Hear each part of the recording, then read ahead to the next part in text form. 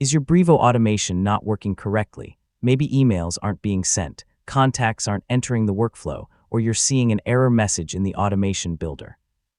Well, in this tutorial, I'll show you how to troubleshoot and fix the most common Brevo automation errors step by step. First, sign in to your Brevo account and open the automation section. Here you'll see all of your workflows and their current status. Look for any workflow with a warning, error, paused status, or failed action. The most common issue is an incorrect trigger. Open the workflow and review the trigger conditions carefully. Make sure the automation is set to start when the correct event occurs, such as a new subscriber joining a list, submitting a form, or completing a purchase.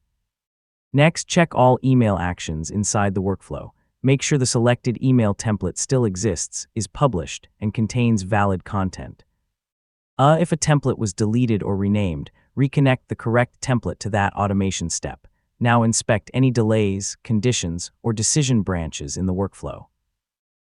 Incorrect conditions can stop contacts from moving to the next step, so make sure the workflow is checking the correct contact attributes and behaviors. After that, open the contacts section and confirm that your test contacts are being added to the correct list. Also verify that they meet the workflow requirements and aren't being excluded by segments, tags, or other filters.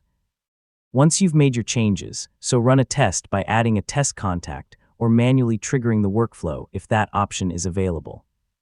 Watch the contact move through each step and confirm that emails are sent successfully. If everything works, reactivate the automation, and that's it. You've successfully learned how to fix Brevo automation errors in 2026.